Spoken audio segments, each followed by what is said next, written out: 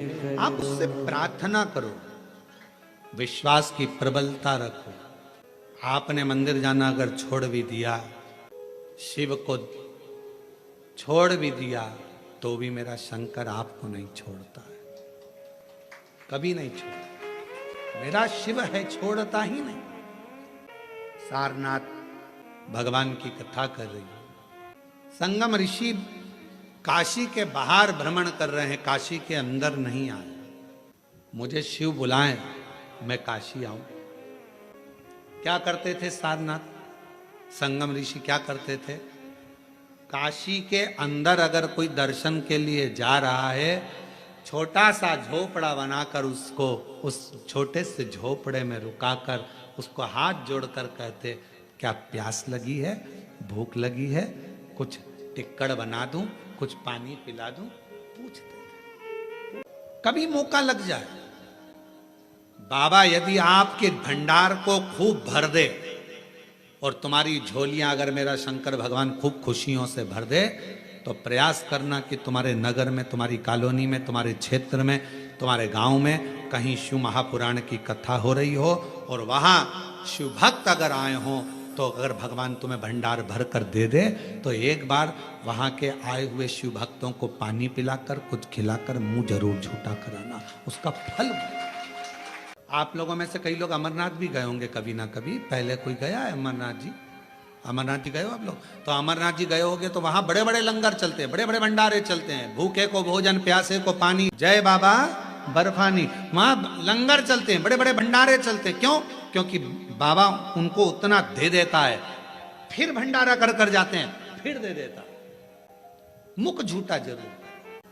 सारंग ऋषि ने एक नियम बना लिया, मेरे काशी में कोई प्रवेश करेगा उसका जल में पिलाऊंगा, काशी में कोई प्रवेश करेगा भोजन में कराऊंगा, काशी में कोई प्रवेश करेगा उसकी सेवा में करूंगा। कोई नगर में प्रवेश करे, बाहर दूर दूर से अगर कोई शिव भक्त अगर कभी योग लग जाए, शंकर के भक्त यदि जिंदगी में कहीं आपको मिलते हैं, तो प्रयास करना उन शिव भक्तों की सेवा करने का, यदि मौका मिले तो अवश्य सेवा करना, अवश्य। सारंग ऋषि ने वही क्रम करा। एक बार भगवान शंकर का दर्शन करने के लिए सारंग ऋषि तप करने के लिए बैठ गए, पर मेरे ओघड़दानी मेरे शंभु भगवान नहीं आए, शंकर भगवान नहीं आए। सारंग ऋषि को मालूम पड़ा शिव जी आते नहीं है, तो सारंग ऋषि ने उसी समय पर भगवान शिव की तपस्या को छोड़कर माँ जगत जननी अम्बा जगदम्बा की तपस्या करना प्रारंभ करी और पार्वती जी को अपनी बहन मान ली। सारंग ऋषि ने विचार कर लिया, पार्वती जी को मैं अपना बहन बना लेता हूं, और पार्वती जी को बहन बनाने के लिए रक्षा सूत्र साथ में रखकर, रक्षा सूत्र को रखकर बैठ गए पार्वती जी को बहन बनाने के लिए। पर मां जगत जननी आई। समय बीत गया। एक दिन माता के मन में भाव उत्पन्न हुआ, पूछूं तो सारंग ने मुझे बहन बनाया है, जाती हूं। सारंग के पास पहुंची मां, रक्षा सूत्र को उठाकर सारंग ने कहा, मां मेरे हाथ में बांध दीजिए। माता ने रक्षा सूत्र सारंग के हाथ में बांधा। मां दीदी शिव का दर्शन करना, ठीक है। पार्वती जी ने कहा, यदि तुम शिव भक्तों की सेवा करते हो तो शंकर के दर्शन में देरी नहीं होगी, पर तुम तो गोंद की तरह चिपके हुए हो, बिल्कुल शिव की आराधना में उठते ही नहीं हो, मुझे शिव का दर्शन। पार्वती जी ने बाबा देवाधिदेव महादेव से कहा, एक सारंग ऋषि है, तप करता है, आपका भजन करता है, आपका स्मरण करता है, मंत्र जाप करता है, चलिए उसके पास चलिए, उसको दर्शन दीजिए। शिव जी ने कहा, ठीक है पार्वती, अगर तुम कह रही हो तो मैं दर्शन देने को तैयार हूं। भगवान शंकर आज सारंग ऋषि के सम्मुख में प्रकट हो गए। प्रकट होकर कहा शिव जी ने, चलो हमारे साथ काशी में प्रवेश करो। बाबा काशी में तो प्रवेश कर लूंगा, मना नहीं, पर निवेदन ऐसा है, आज आपने मुझे जो दर्शन दिया है बाबा, इतनी करुणा करना, इतनी कृपा करना बाबा।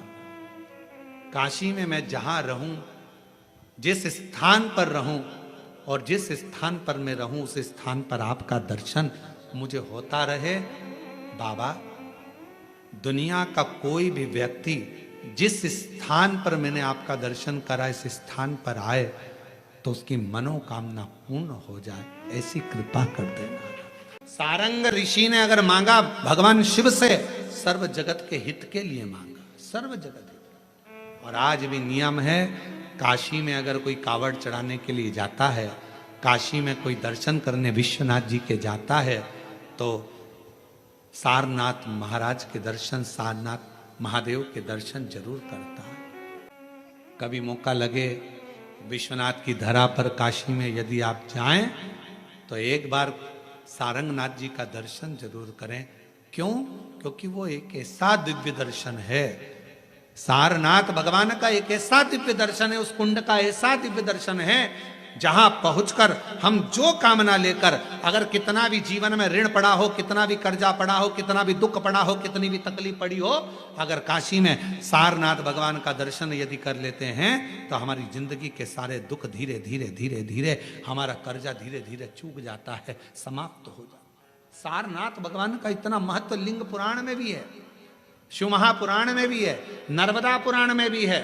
सारनाथ भगवान का वर्णन स्कंद पुराण के काशी खंड में भी है, चारों पुराणों में इसका वर्णन मिलता है। और यदि संसार का कोई व्यक्ति अगर मान लो काशी में जाकर सारनाथ भगवान का दर्शन ना कर पावे, और उसकी जिंदगी में बहुत कर्जा है, इतना भी धन नहीं है कि काशी जाकर सारनाथ भगवान का दर्शन करे, तो शिव महापुराण की कथा कहती है, अगर बन सके तो 5 बेलपत्र, 5 दुर्वा, 5 कनेर का पुष्प, 5 काली तिल हाथ में रखकर सारनाथ भगवान का स्मरण कर कर भगवान शंकर के मंदिर में शिवलिंग पर समर्पित करे, और शिवलिंग पर समर्पित कर कर सारनाथ भगवान का स्मरण कर कर लोटा भरकर जल शिव को समर्पित करे, उसी का थोड़ा सा जल झेल कर लेकर आकर अपने घर व्यापार के ऊपर छिड़कना प्रारंभ करे, धीरे धीरे 3 महीना भी नहीं लगेगा, व्यापार वृद्धि करेगा, कर्जा चूकना प्रारंभ हो जाएगा। सारनाथ भगवान का इतना महत्व। एक शिव और एक गुरु, 2 वाणी पर अगर भरोसा निश्चित है, तो ये मानकर चलो कि भगवान शंकर आपके जीवन में कभी तकलीफ आने ही नहीं देगा। एक शिव की वाणी, एक गुरु की वाणी। पर कभी कभी ऐसा योग बन जाता है, एक बार नंदी के सम्मुख में कैलाश धाम पर भगवान शंकर विराजमान थे, नेत्र बनते, साधना में डूबे हुए थे। अब कौन क्या कर रहा है, देखो दवाइयों को पढ़ने वाला डॉक्टर कहलाता है, और तन्हाइयों को पढ़ने वाला देव अधिदेव महादेव कहलाता है। भीतर की जो तन्हाई है, तुम्हारे भीतर का जो दर्द है, तुम्हारे भीतर की जो तकलीफें हैं, दुख है, कष्ट है, किससे कहो। कई कई माताएं तो ऐसी भी होती हैं, भाई पत्र लिखती हैं, कहे गुरुजी हमारे घर में अभी इनकी तबीयत ठीक हुई, फिर ससुर की तबीयत खराब हो गई, देवर का हो गया, देवरानी का हो गया, सास की हो गई, मेरी हो गई, बच्चे बीमार पड़ रहे हैं, कहीं कोई बीमार पड़ रहा, कोई बीमार पड़ रहा, एक ना एक घर में बीमार पड़ते ही रह रहे हैं, कोई ठीक रह ही नहीं पा रहा। गुरुदेव हमारे घर में कोई दोष हो गया क्या, या हमारे पूजन के कक्ष में कोई तकलीफ हो गई, या हमारे घर में पितृदोष हो गया, वास्तु दोष हो गया, काल सर्प दोष हो गया, एक बीमार पड़ता एक ठीक होता, फिर बीमार पड़ता फिर ठीक होता, फिर बीमार पड़ता फिर ठीक होता। शिव महापुराण की कथा कह रही है, शंकर भगवान का चरित्र कह रहा है। सावन के महीने में प्रदोष का जो दिन आए, 2 प्रदोष श्रावण के महीने के 2 प्रदोष पड़ेंगे, किसी भी प्रदोष पर एक पीपल के पत्ते पर कनेर का पुष्प अपने घर के अंदर रख लीजिए प्रदोष के 1 दिन पहले, और प्रदोष वाले दिन उसको बहते हुए पानी में डाल दीजिए। जिंदगी में जो तुम्हारे यहाँ तकलीफ चल रही है, एक उठ रहा है, एक बैठ रहा है, एक बीमार पड़ रहा है, एक ठीक हो रहा है, फिर बीमार पड़ रहा है, फिर ठीक हो रहा है, ये ठीक हुआ, फिर इसको हो गया, फिर इसको कुछ हो गया, फिर किसी को कुछ हो गया, अर्थात शिव का नाम लेकर। और फिर ही ध्यान देना, इस क्रम को करने के लिए आपको तुम रुकेश्वर महादेव का नाम लेना पड़ेगा। कौन से महादेव का नाम बोलना है? तुम रुकेश्वर महादेव, जिन्होंने भगवान शंकर की विरल भक्ति को धारण करा। एक बहन ने प्रश्न किया है कि लड़कियां रुद्राक्ष पहन सकती हैं, धारण कर सकती हैं? हमने पहले भी कथा में कहा, आज फिर कहते हैं, शंकर भगवान की आराधना, शिव की साधना, शंकर भगवान का अभिषेक, शंकर भगवान की पूजन, शंकर भगवान का रुद्राक्ष, शिव जी का चढ़ा हुआ जल का आचमन, स्त्री हो, पुरुष हो, नाग हो, किन्नर हो, गंधर्व हो, अप्सरा हो, चाहे पशु हो, चाहे पक्षी हो, शिव जी की आराधना करने का हक सबका होता है, सबका। अब इसमें यह नहीं सोचना कि स्त्री रुद्राक्ष पहन सकती है कि नहीं पहन सकती। मेरी माँ जगत जननी अम्बा दुर्गा भवानी के गले में रुद्राक्ष की माला है, माँ मेरी बगलामुखी के गले में रुद्राक्ष की माला है, माँ मेरी तारा माता के गले में रुद्राक्ष की माला है, माँ कामाख्या माता के गले में रुद्राक्ष की माला है, मेरी जगत जननी महागौरी, कुष्मांडा, चंद्रघंटा, स्कांदा, जितनी माताओं का दर्शन करोगे सबके गले में रुद्राक्ष की माला है। क्या स्त्री रुद्राक्ष पहन, क्यों ना पहने? क्यों गुरुजी, क्या हम भगवान शंकर पर चढ़े हुए बेलपत्र का सेवन कर सकते हैं? क्यों नहीं कर सकते? मांगो शंकर भगवान से। शिव जी पे चढ़ा हुआ बेलपत्र जब उठाओ, शंकर भगवान के सामने हाथ लगाकर स्पर्श, भगवान शिव से बेलपत्र मांग कर कहो, मेरे शरीर में रोग है बाबा, औषधि बन जाओ बाबा, इसको औषधि बना दीजिए। महामृत्युंजय देव, मेरे शंकर औघड़दानी, आप औषधि के रूप में इसको कर दीजिए। शिव जी से मांग कर लाओ, खाओ, वो औषधि का कार्य करेगा। क्यों नहीं करेगा? शिव की आराधना सबके लिए। मान लो आप अगर शंकर के मंदिर तक भी ना जा पाए तो उसका स्मरण ही मात्र कर लो, श्री शिवाय नमस्ते, मात्र स्मरण करो, मात्र स्मरण। मंदिर के अंदर कोई पशुपतिनाथ का व्रत कर रहा है, मंदिर के अंदर कोई 16 सोमवार कर रहा है, संकट सोमवार कर रहा है, सोमवार का व्रत कर रहा है, और वहाँ का सेवादार, वहाँ का ट्रस्टी, वहाँ का पुजारी, वहाँ पर सेवा करने वाला व्यक्ति या कोई मंदिर को संभालने वाला व्यक्ति, सब पर चिड़ चिड़ चिड़ चिड़, क्रोध, अपशब्द और सबको भगाने का काम करे, समझ लेना कि उसकी विनाश का टाइम आ गया, उसके विनाश का समय। कैलाश पर तो नंदी असुरों को भगाए थे, केवल असुर, और नंदी को लगा कि ये असुर है, इनको भगा दूं, ये पूरे मेरे कैलाश पर उत्पात मचाएंगे। शिव को पसंद नहीं आया। भगवान शंकर का कार्य है सबको जोड़ना, शिव जी का काम तोड़ने का नहीं, जोड़ने का है। शंकर भगवान डमरू का नाद क्यों करे? क्योंकि सबको जोड़ने का क्रम उत्पन्न किया है, सबको जोड़ना ये शिव का काम। अब शंकर के करीब में नंदी शिव जी के पास में है, और नंदी को इतना क्रोध आ जाना, नंदी के मन में इतना भाव आ जाना, नंदी ने असुरों को भगा दिया, शिव जी के पास आए, शंकर भगवान क्रोध में लाल थे। नंदी, मैं मंदिर के अंदर होऊंगा तो तू मंदिर के, जम के बोलो, मंदिर के बाहर होगा। नंदी से एक गलती हुई कि असुर आए थे और नंदी को बुलाया गया, नंदी को कहा गया, शिव की वाणी को, शिव के शब्द को, गुरु के शब्द को नंदी समझ नहीं पाए, डमरू के नाद को नहीं समझ पाए, और तब भगवान शंकर ने कहा, नंदी आज से तू मेरे मंदिर के बाहर होगा, तू मंदिर के बाहर। शिव महापुराण की कथा कहती है, अगर मौका मिले और शंकर की भक्ति का मौका मिल जाए, हम कथा में पहले भी कहे, अगर आप शंकर जी के मंदिर में जा रहे हो, शिव की आराधना कर रहे हो, शंकर के मंदिर में जाकर पशुपति व्रत कर रहे हो, जल चढ़ा रहे हो, आराधना कर रहे हो, शंकर के मंदिर में अगर कोई गलती भी कर रहा है तो शिव के सामने कभी उसकी गलती को मत बताओ, कभी ही मत बताओ। तो 23 जुलाई को जब आप शाम को 7 बजे पार्थिव शिवलिंग का निर्माण कर पूजन करोगे ना, तो उसमें यह मत सोचना कि महाराज जी ने गेहूं चढ़ाने का बोला था, जल्दी में मैं तो भूल गई, अभी ये चढ़ाना रह गया, अभी वो चढ़ाना रह गया, ऐसा हो गया, वैसा हो गया। ना ना ना ना, थोड़ा आगे पीछे हो जाए, थोड़े बहुत कभी कभी लाइट चली जाती है, ऑनलाइन के समय पर पानी गिरता है, लाइट चली जाती है, तो मोबाइल पर हमारा जो यूट्यूब चैनल है, पंडित प्रदीप मिश्रा विटले सेवा समिति का चैनल, उसको सर्च कर रखना। लाइट चली गई तो मोबाइल पर उसको चालू कर लेना और पूजन करना। कोई आगे पीछे हो जाए, कोई बोलने में भी ऊपर नीचे हो जाए, चलेगा।